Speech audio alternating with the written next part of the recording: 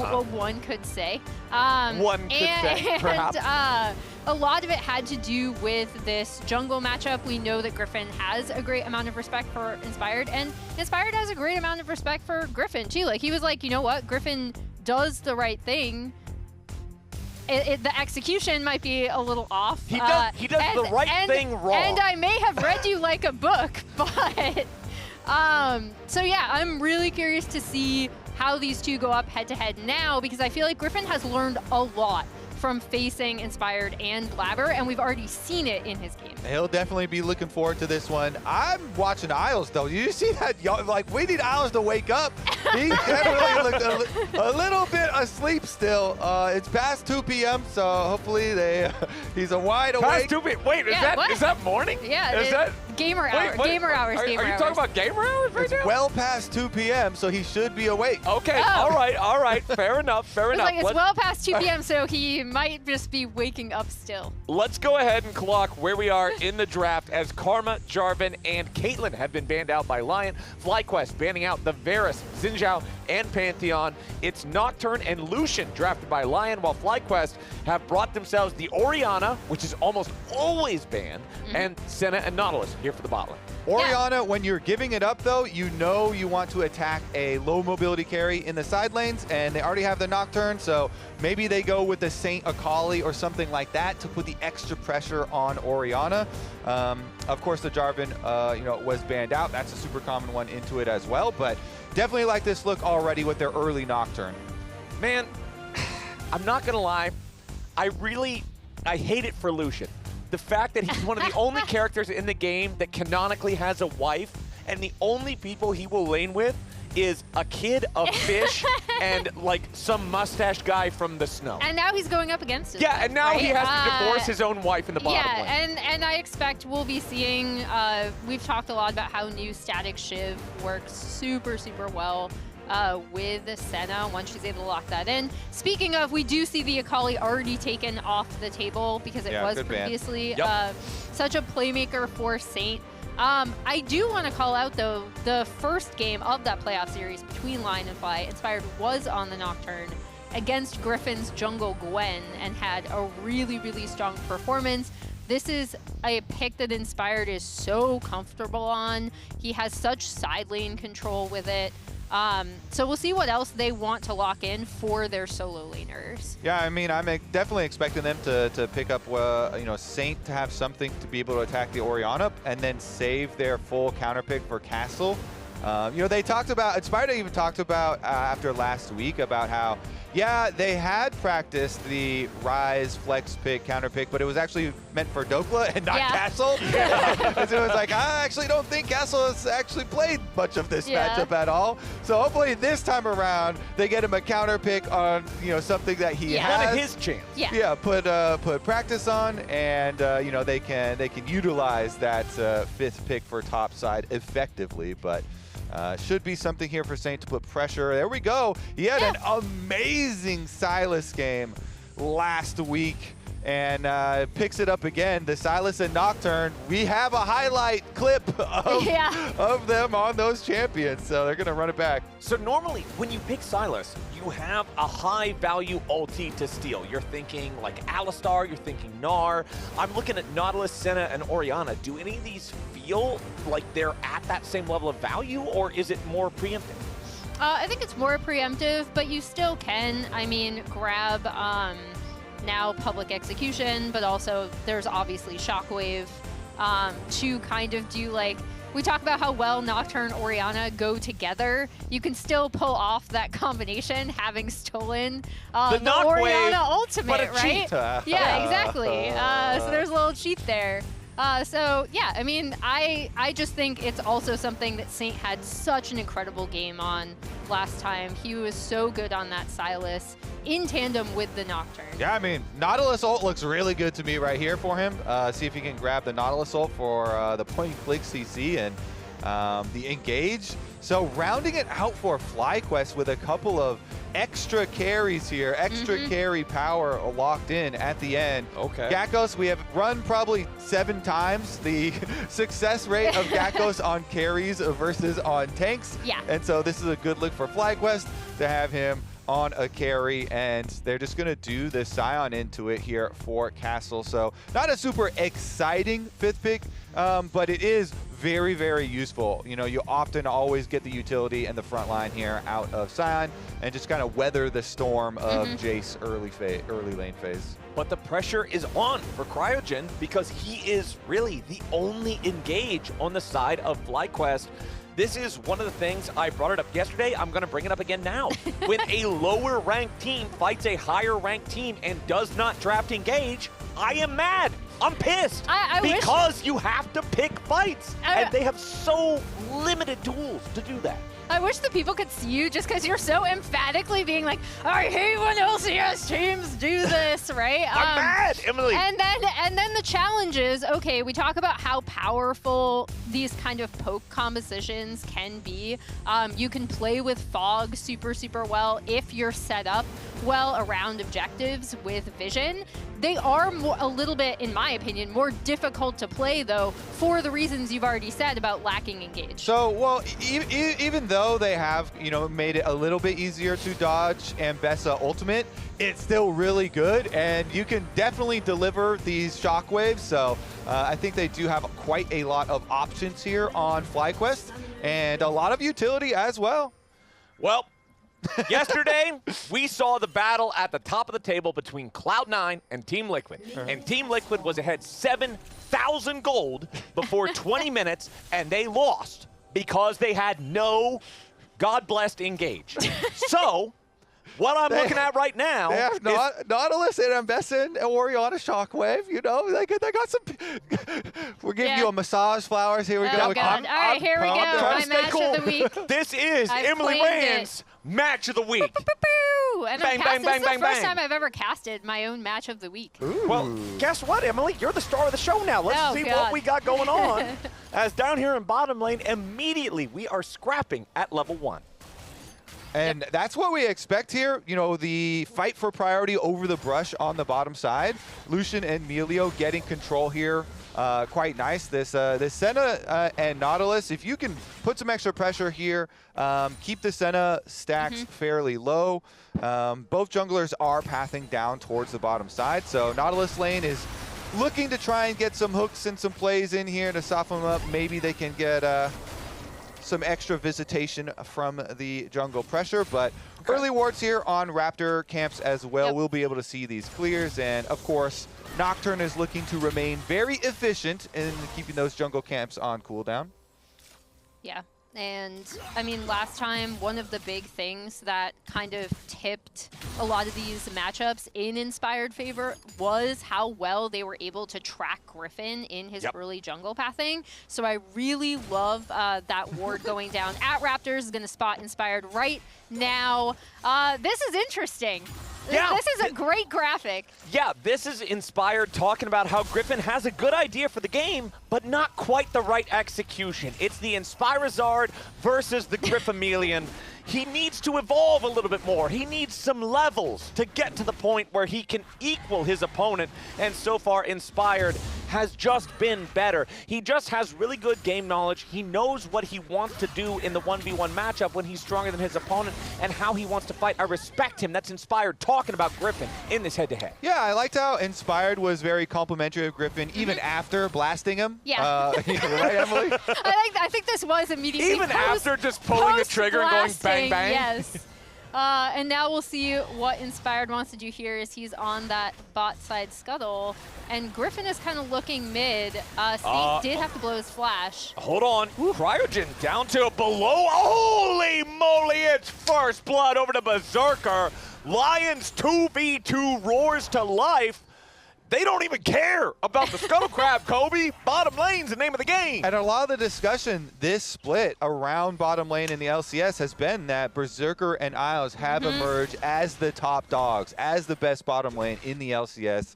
Them getting the early 2v2 kill here and getting like the real flash off Nautilus. Of course, he does have X Flash for offensive plays, but definitely not useful there for defensive ones. So getting the kill, getting the extra summoner spell, and Isles and Berserker didn't have to use their flashes or much extra there at all. So just really nicely played to earn their own advantages. And it's so nice, too, when we're talking about the Nocturne and keeping your farm up, when you don't even have to go to the lane to go ahead and get the advantage down there for them. They do it themselves, so Inspire could just go into his second clear here and keep pace nicely. Yeah, and we'll look to see where he wants to visit on the map, as he might be looking at mid. He's going to get spotted out by that ward. But this is so good for this Lucian Milio to really, really punish. I mean, CSing early as Senna still feels pretty rough. Down here on the bottom side, Berserker taking a little bit of damage, but ready to press forward. He and Isles confident here in the 2v2. Yeah, even with the Deathfire touch, Senna's still not super strong, super early on in the game. Oh, no. Let's take a look at what went wrong here. But, you know, the opening... What was that, Emily? You never heard that noise? It's like a cartoon sad noise. No, I get you. We've just never had it on the cast before. Wait, where have I even heard that? Because it's just like so, yeah, it's just so like internalized. Yeah.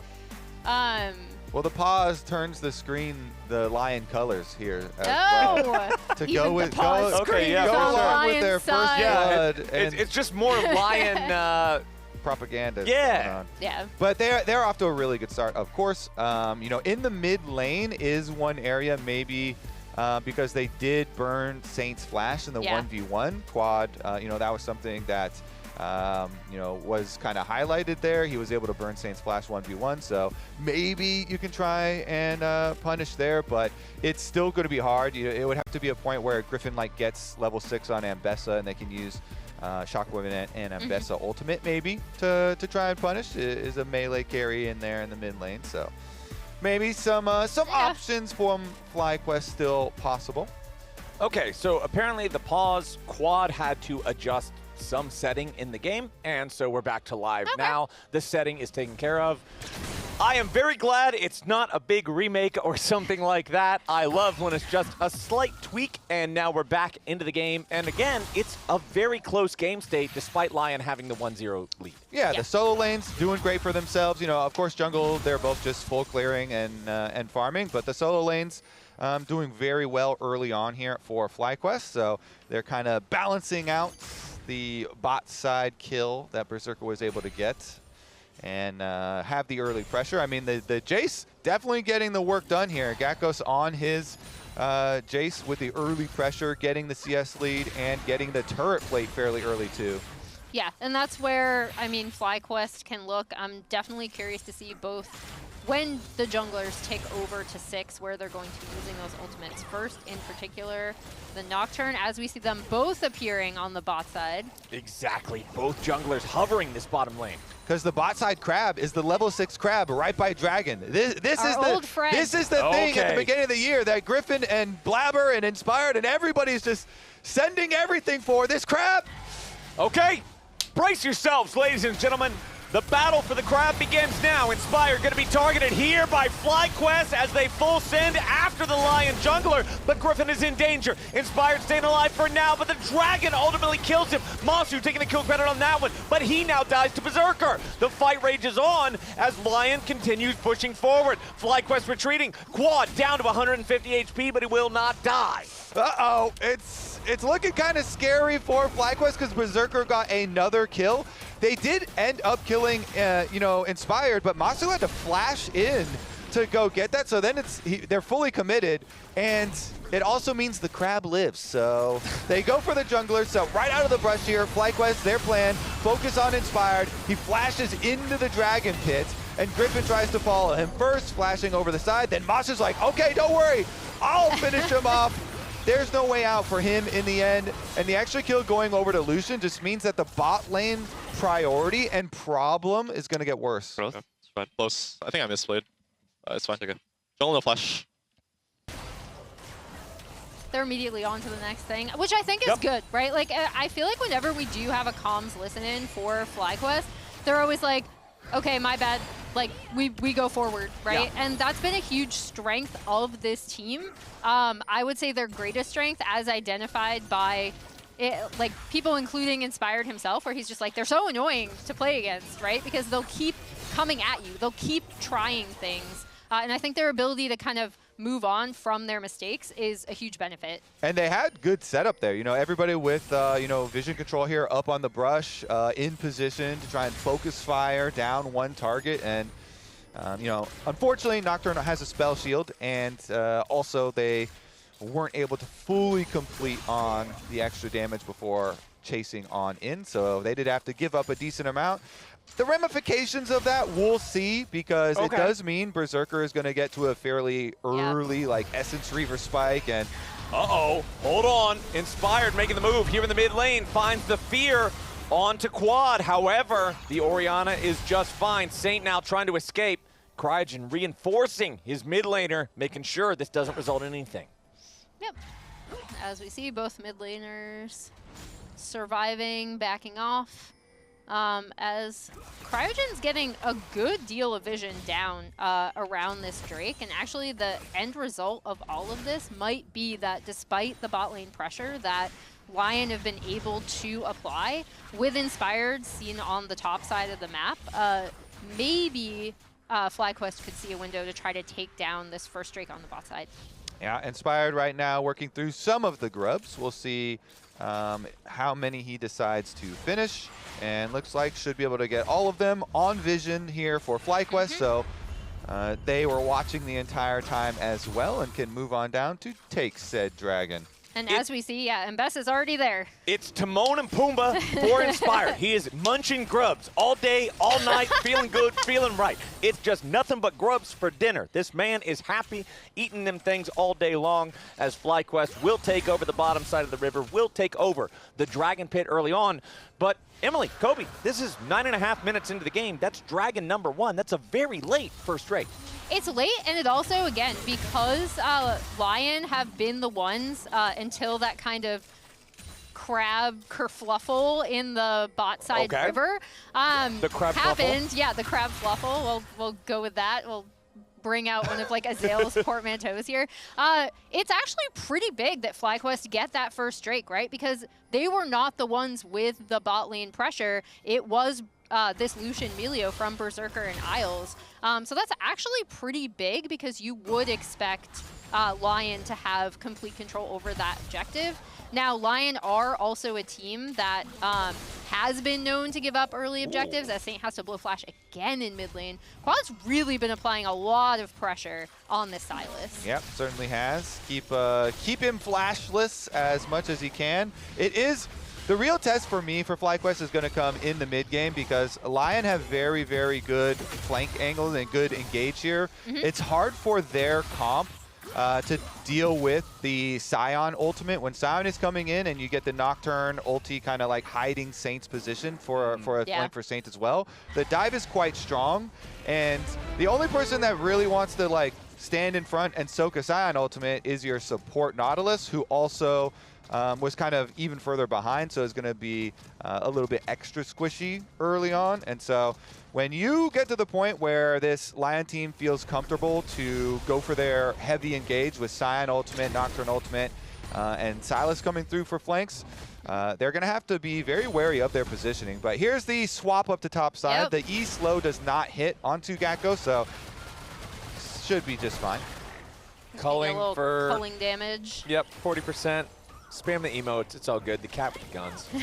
Yeah, and you see already FlyQuest bot lane kind of responding to that. Massu now does have his static shiv completed, which is going to make just laning a lot. It feels so much better. When you lock that shiv in, it already did even before the changes, which now just makes it such a better item. Okay. Castle ulting mid. Yeah, that was... I feel like he's looking in case Quad decides to try to shove another wave, but Quad didn't, so he kind of just runs into mid lane and stops. Yeah, what they were hoping is Saint is going to be able to like engage Quad in some combat there and maybe like land the E to set it up. So they just kind of throw it out there, but obviously he just backs off for Quad and close enough to tower. So no Sion ultimate to worry about. That's one of the things we were just saying you might have to worry about for the FlyQuest comp, but with no Sion ultimate, they've got a lot more options here. And Saint no flash still, so Gryffinn gonna hover around and see if there's any sort of plays if if they attempt like Nocturne ultimates on his Orianna and Gryffinn is there, that counter engage is huge. Yep. Ambessa ultimate counter could definitely turn that around and get the kills back in favor of FlyQuest side. Back here on the top side, though, LYON trying to get some money here from the turret plating. They've already got plate number 1, trying to get number 2, but they will not find it. Need a little bit more, but Cryogen and Massu are there to keep defending. Looking at bottom lane, you can see both of the top laners repositioning themselves down there. Keep in mind that the LYON bottom lane duo has a gold advantage, but FlyQuest has the advantage everywhere else. Yeah, and Cryogen taking a lot of damage from that culling should give this second plate over to Berserker and Isles. Do we make a Berserker loves money joke? I just love money. Yeah, he said it again in his Player of the Week interview the other day. But Quad is here. Yep, Quad here coming down lane for the lane gank speed up. Okay, Cryogen goes for the depth charge. Isles gets knocked up by the side effect of it, and now flashing away from that dredge line. He stays alive. FlyQuest tries to make the move, but LYON evades it.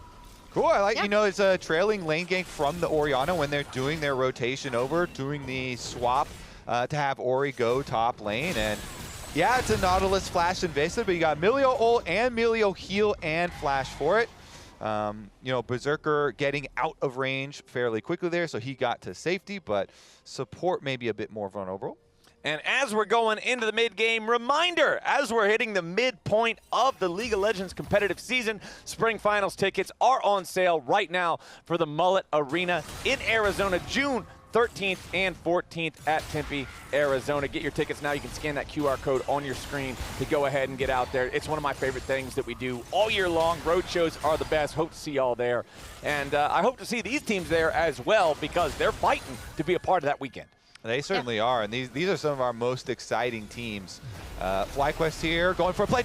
Okay, top side, lot of damage down onto Quad, and he's already dead. Saint takes the kill, but now can Gryffinn get anything back? He goes after Inspired, who's staying alive here with the spell shield for now. Gryffinn goes in and he gets him, makes it a 1-for-1, but Saint wants to make sure it goes LYON's way. One more auto attack might just do it. Saint needs a little bit more damage, he can't quite find it, but now, finally, a 2-for-1 going LYON's way.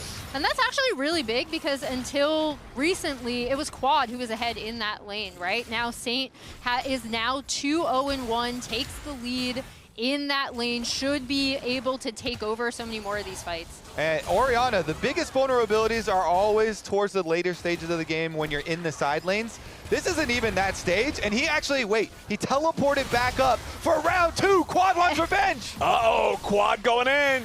Saint in some danger. That's double buffs on the Sylas. He doesn't want to give those over. Flashes in, goes for the Kingslayer. Saint with the outplay! He makes it a 1-for-1!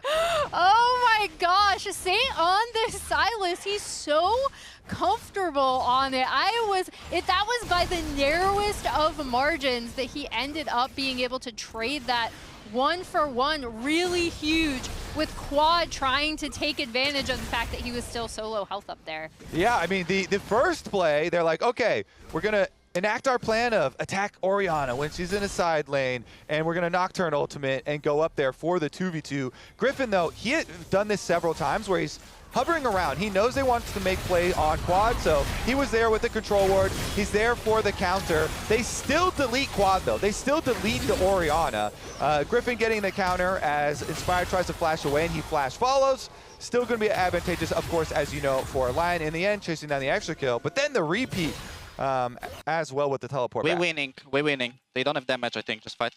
It's okay. Jungle no flash. I was close. Yeah, it was still good for them, the initial play. And then here's the clapback, Emily, or the attempt. Here is Quad going in. He is going to... Oh, hold on. Back down into the bottom lane. We got a bloodbath again. Quad is already down, but immediately traded back for Inspired. Every time we try to watch a replay, there's just more blood all over the floor. So yeah, both teams know, okay, we got to hover this Orianna. They're going to keep trying to kill Orianna. Yep. Gryffinn is there. Gryffinn, you know, on the Ambessa getting kind of strong as well. And so another 1-for-1. We're still, you know, 2 dragons for FlyQuest, so while the gold is very even, they're the ones stacking the objectives here and getting closer and closer. Yeah, it was interesting coming out of that Drake because they being LYON should have had vision that Gakgos and Gryffinn were in the area to be able to respond to that.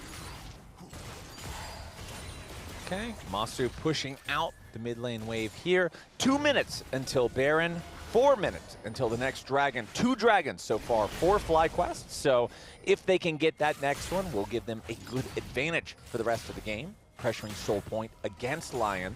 But we know that LYON, through inspired shot calling, has very good macro decisions later on in the game. And they've got some good tools to apply as these outer towers are going down. You see, top side is the vulnerable one for FlyQuest because their top tower is down. And that's why they have Orianna on the bot side wave because the tower is still here. So a little bit more safety for the flashless Orianna in a world where you're playing against Nocturne.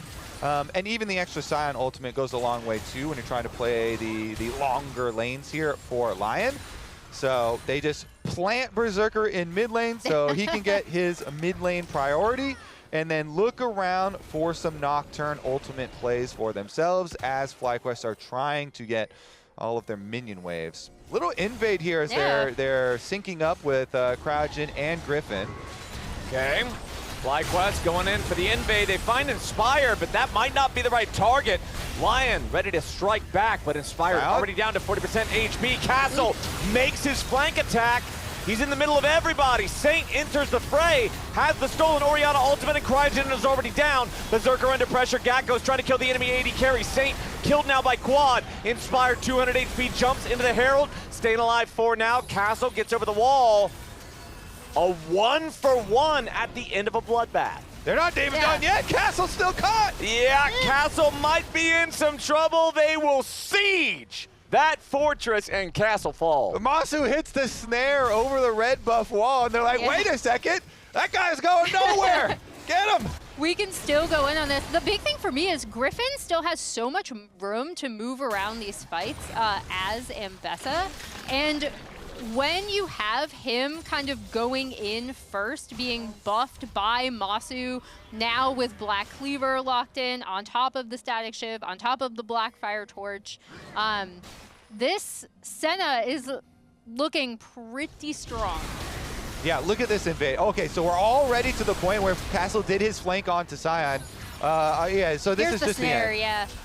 But regardless, remember back to what Inspired was talking about when he's talking about FlyQuest and why they're so annoying to play against is because they are so aggressive and they're looking for these timers to attack you when you're not necessarily expecting it. He's trying to cancel my base. What is he doing? What is he doing? Yeah, you're trying to shout at him, shout the E at him. But Massu with the punish there, they get the extra kill, and even just them having numbers through mid and looking for that invade on the timer where they had a lot of 2-item power spikes for Gakgos, for Quad, for Massu here.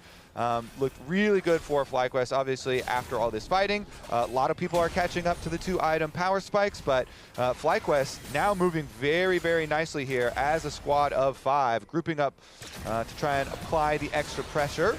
Sion once again coming up river, but he's the target now, and it's ult for ult. Yeah, Castle in some danger, isolated from the rest of his team. Teleport coming in from LYON. Castle tries to turn it around, decimating smash back on to the enemy jungler. Quad under pressure, Inspired behind enemy lines. Castle reinforcing, repositioning here with the teleport. FlyQuest grouped up as 5. Saint. Again, going after Castle. Saint and Inspired here on the flank. Gakgos gonna be the target. Takes a little bit of damage, not a whole lot. FlyQuest regrouping, honestly, doing a really good job answering what LYON is trying to do. Wow, I mean, it's just fights on 2 fronts here for the entire time because initially, FlyQuest are going to turn on the flanking Sion with ult for ult. A nice one there from Gryffinn. Does get to the other side of Sion, so it's going to block the escape ult. But then they have the re-engage. Inspired uses Nocturne ult to try and distract them and take away the basically aggro of the team. And so in the end, the kills don't go over, but they do exchange quite a few cooldowns. They exchange quite a few cooldowns, and also Fly should have first rotation on this bot side to potentially set up for yet another Drake take, which would put them on soul point. So again, that initial early Drake that they were able to get was so crucial because now LYON kind of have to contest this. And Quad hasn't started channeling his teleport yet, but he does have his shockwave. Okay, immediately, LYON stepping up. Castle taking a ton of damage here in the front line, but Gryffinn is already down. Castle dies, but his dead body is ready to fight. A lot of damage onto Saint, but he's still fine for now. Castle making space, making room. All right, 4v4. FlyQuest still with control over the Dragon Pit. Inspired, flashing over the wall, staying alive for now. An even trade in terms of kills, and FlyQuest get the objective. And such a standout in these fights is how comfortable Massu is to just go so far forward on this Senna once everything is said and done. Again, just able to kind of muscle their way in, now on soul point, chasing LYON off. Yeah, Massu using his range very aggressively there. And Quad with the teleport in for the big shockwave. That was a huge shockwave. Then FlyQuest almost disrespected the Sion zombie body for a little bit there on the re-engage. That thing definitely does have some damage output, but Massu was able to walk on by it to the side, force out Inspired's flash, and secure this third dragon for FlyQuest. So although the fight starts very early, they do get Quad's teleport in time before Nocturne ultimate, and that is key. They had him pushing top lane, so they got him there, and they was able to get the big shockwave so they can actually win the fight, get the objective, and now we're looking at that Dragon Soul just 4 minutes in the future. And here we have Inspired again, being like FlyQuest are the most annoying team. Okay, tier 1 turret destroyed here in mid lane.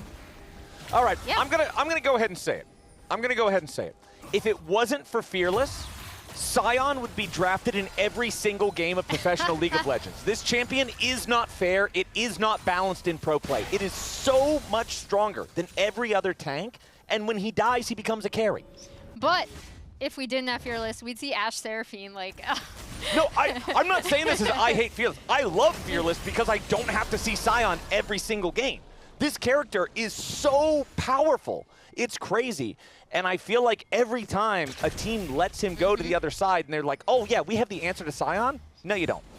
Let's see if they can utilize these tools, because remember, LYON's going to try and attack these sidelines with the Sylas, Sion, and Nocturne. These are kind of the key sideline playmakers, whereas Berserker here with Isles usually feels very safe just having their own mid lane priority. And so Inspired is kind of going between lanes. You know, he was just bottom lane, kind of looking around. Is there a Sion plus Nocturne angle on this? Engage on this Jayce? Not quite, because the Jayce was playing fairly safe there for Gakgos during the timer. Now he's hovering over by the Sylas. Can they make a sort of, pick play on a side lane there? But again, look at the mini-map. Again, you have Gryffinn hovering the Orianna. As the Orianna goes to a wave, you're always looking to hover, see if they want to make a play on him so you can have the counter ready. And FlyQuest have had a lot of very good, positioning counter plays ready for them. And so now with Dragon Soul points to their name, with the 2,000 gold lead as well, and only 2 minutes on the clock, it's looking very good for FlyQuest setup. Yeah, I really love how they've been getting down vision to also protect this Ori, right? So as they move in, there was already a vision line here that was tracking exactly where LYON were. As we see, Saint is going to have that Nautilus ult potentially for their next engage. But I really, really like how FlyQuest have recognized, to your point, Kobe, that they have to protect this Orianna in side lanes, right? And one thing that's given them so much control, like so much more control over these side lanes, has been this vision line that they've been able to get down to protect her. Yeah, it is interesting too that they just committed everybody up around the Baron to get more vision, and they sacrificed the end of the outer turret to Sion. Yeah. So LYON's able to get that last of the outer turret on bottom side. Gryffinn still gets permanent vision here with the Scuttle Crab, ready for the Dragon Soul fight. And since they invested their time for the vision up by Baron, they get their choice. hey, you know, are we going to try and force something on the Baron when we know you have to deal with this Dragon Soul? Or are FlyQuest just going to go straight for that one and actually fight it heads up? They have, again, very good item spikes for themselves. Lots of 3-item spikes, or at least for Gryffinn and Gakgos. They're very rich. Senna's still working on it. This build is actually so fun with the Deathfire Touch, with the Static Shiv, Black Cleaver, and the Dusk and Dawn. Yep. These procs. Oh, there we go. He finishes it, so he gets his Dusk and Dawn. He has it already for the next Drake fight. And another thing, we saw them, again, getting that entire vision line down ahead of the Drake take. They had set up Jayce in that bot lane to push it out, forcing LYON to respond to that, as we see Orianna and Ambessa both headed down to that side. But again, I really like how FlyQuest have played with their vision to set around objectives, because it's really tracked where and kind of channeled where Inspired is going to be able to go to keep eyes on him. But it's also a huge reason as to why they are now about to fight for this Mountain Soul. Yep, FlyQuest with control over the bot side river. Okay, we did have another big item power spike for them as well, Berserker with the Infinity Edge. So big possibilities here for LYON. This is clutch time for LYON. They have to perform in this fight. Dragon Soul is on the line. FlyQuest going to start it out. Look at the flank. Sion from mid. Nocturne could go straight up the middle. Okay, FlyQuest grouped up. Gakgos dealing with Castle off to the side, but Castle jumping into the middle of the fight. Inspired engages, tries to dive onto the enemy back line. LYON wants this engage, and they've already found Quad. Inspired getting away for now. Berserker dumping the culling into Gryffinn. He tries to get away. Gryffinn survives for now. LYON with control over the bottom side of the river, but now Castle's in a little bit of danger. Nice Dawning Shadow comes over, but no! The kill into Massu! LYON team fighting again! Shows its fangs! 4, 5, yes! LYON with the ace, a triple kill, back over to Berserker. Insanely clutch. Did you see Castle? He's in mid lane, and you have Gakgos run straight for him to try and block him out, but he flashes over the Jayce to go for this Sion ultimate, and he gets the engage, the critical engage for the fight that earns them the denial of the Dragon Soul and the Baron. Look at this. Okay, Gakgos, he knows I got to keep this Sion out, but he goes flash and ult right over his head, right into the fight to allow the engage. Inspired then, honestly, just deletes Quad. Inspired immediately onto Quad, taking away the shockwave potential before, and you know, then Dawning Shadow comes through, but Saint immediately in on to Cryogen. They're able to kill off Gryffinn. Berserker completely untouched, constantly healed by this Milio, ends up with the triple kill. Rainover's very happy about that. This is what I'm saying. You don't let Sion through. This character, this champion, it's too good, Look at man. the Berserker damage. Yeah. Look at that. Infinity Edge being done for Berserker was big too, but the hard part is getting, you know, getting the dive off. And so Sion from one side, Nocturne right up the middle from the other, and then the Sylas as well coming through to follow. And LYON, they were so clutch last week as well. They had to pull out a very big team fight by the Baron, where Saint and Inspired were on the same two champs. They had this Nocturne ultimate that you can see on the bottom side, where Nocturne ultimate, Cover of Darkness, and Saint goes in on his Sylas. Insane stuff from him, where he absolutely hulked out. He stole the Sejuani ult, jumped over the wall, and then ult flashed right on to Xayah to instantly delete him, and it was a very clutch fight. They needed to win at the Baron. Then in this game, they're up against it versus FlyQuest. Dragon Soul on the line, and they pull out another clutch fight.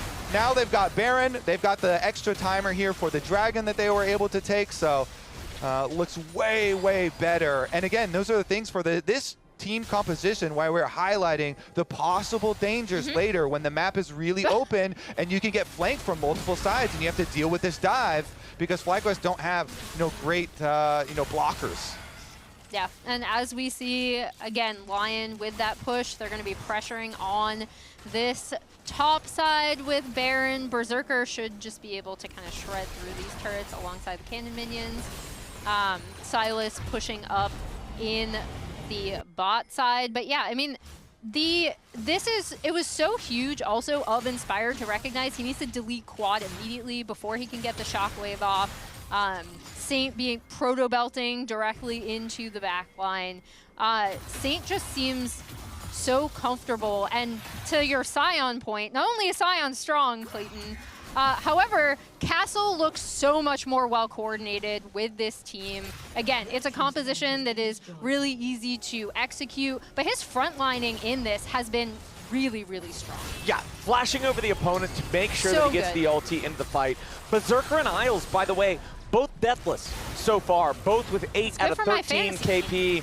Again, I just want to sing Isles' praises. He was on low-ranked teams for so long, and now that he's on a team that can really contest for the top of the table, he's showing that he's somebody who can flex his own muscles. Now here in the mid lane, Castle here on the front line, taking a little bit of damage. He does not care. Dawning Shadow's not going to do a whole lot. Gryffinn into the back line, inspired very low. Knocked into Guardian Angel, but now you've got the flank attack coming in from Saint. LYON trying to scramble a little bit here. Massu under pressure. Saint going in after the enemy. Senna survives here thanks to that stasis. Saint staying alive for now. Isles already down. Quad Gryffinn the kill on that one. Shut down on Berserker. FlyQuest finding a big fight. Berserker at least gets the kill back onto Quad, but it's still FlyQuest taking the fight for now. Saint kills Massu. Castle trying to get away. Gryffinn wants to chase this down. Castle with a flash. Bad flash. Gryffinn gets the kill. What a game! FlyQuest, tenacious as ever. They take the fight in mid. They outplay, and they're the ones now with extra gold to take. They can take down the mid tower, gain so much more priority on the map. Pulling it right back, Emily. Yeah, that was insane. I actually thought this was going to be over with that late TP coming in from Saint, but Inspired goes down so quickly, and even though Saint does land that Nautilus ult onto Quad, he survives when he tries to go onto Massu. Massu ends up surviving, and it's Gryffinn who's going crazy in the middle of this fight. What a scrap. Saint does manage to get Saint went crazy again. He was 2v1ing there in the backside. If they had timed it a little bit earlier, then they could have had better results. But FlyQuest, they have everyone there. They're so aggressive. Everyone there on time, making the play early, and Gryffinn with the big damage output as well, kind of chopping them up through the fight. And you could see the frustration on Berserker's face. It's like, man, we had this. It felt like the fight was entirely in their possession. As now FlyQuest trying to maintain control over this bot side river. If they get this, it's Mountain Soul. LYON knows they have to contest. Here we go, burning it down. They've got control of the vision by Brush again. Berserker half health. Yeah, big shot there coming in from Gakgos. Accelerated Shock Blast does its job. FlyQuest already have the objective down to half HP. Saint here on the flank. LYON looking for their opportunity to go in. For the angle, Gryffinn still working on the Dragon. Inspired wants to make it a 50-50 if nothing else, and he's stolen away the Mountain Drake. Now, LYON going in for the big fight. Inspired down to nothing. He's already dead. They're going to kill the second. It's already going FlyQuest's way, and they're looking for even more. Isles barely surviving, but he might be the only one to get away. No, Quad takes him out with the clockwork wind-up. Berserker's trying to survive, but no, FlyQuest. They find an ace for only a Dragon. Inspired might have been able to steal the Dragon, but FlyQuest just wiped them off the map. Yeah, this was crazy. Saint on the flank, dodging that Shock Blast, but Inspired turns out the lights here, gets the Drake. However, you know, that culling goes absolutely nowhere. Inspired keeps dying really early on in these fights, and that just opens up so much space for Gryffinn to go absolutely crazy. Buffed by this Senna, Quad flashing over the wall, him and Massu cleaning up Berserker. Just this Senna kind of buffing the Ambessa to go absolutely insane, and now they're onto the Baron. Yeah, and he's popping his procs on all the members of LYON as they're trying to fight through this big clump. And so really, the huge damage numbers here on FlyQuest, able to get the huge advantage. Baron number 2 will be there, so now they get to push, and the Senna just continues to infinitely scale here, stacking up souls after soul after soul, finishes the IE, plus an extra pickaxe here. So much extra money and power on this Senna. The range is just getting insane. And another thing I really liked in that setup too from FlyQuest is, again, them playing around Fog and the potential for Gakgos to really chunk out priority targets on this Jayce. We also have the Mortal Reminder now just locked in from Gryffinn, going to make him even more difficult to take down. Yeah, I mean, you're just seeing the difference between 4 full damage carries here, basically, or even the bruiser carries on FlyQuest, especially with all these on-hit procs from Senna bouncing on everybody, and FlyQuest with the Baron, they're just going to bully inside the map. You can't base race versus the Baron. Yeah, exactly. I don't know what in the hell Saint is trying to do, but it's not working. Castle is already down. The gates have fallen. The castle is under siege. The moat doesn't work. It's been filled in. The enemy is near. Now Inspired finally ults in, tries to find a kill. He at least gets one. LYON defending themselves as best they can. Quad staying alive, but he finally dies. Berserker grabbing the kill on that one. Fires back into Gakgos, but he dies. Gryffinn here with the kill. FlyQuest still trying to end the game right now. Isles the only one standing. Cryogen wants to chase him down. Isles still sticking around. Dredgeline, there it is. Quadra kill, back over to Gryffinn. It might only be jungler and support, but they're marching on the Nexus. Gryffinn getting his revenge for the last time, that playoff series where Inspired destroyed him. Now he completely took over this game on the Ambessa. It was close. It was a battle 38 minutes long, but FlyQuest are going up 1-0 in the series. What an exciting one. LYON had a heroic team fight at the first Dragon Soul attempt, but FlyQuest, they got right back on track. This one went back mid, won the team fight, able to blast them and take game number 1. Look how hyped they are too with that success. Lounge, are you also hyped? Hey, yes, sir. What an insane ending. We're literally stringing team fight together after team fight. As we're reviewing one team fight, the next team fight happens.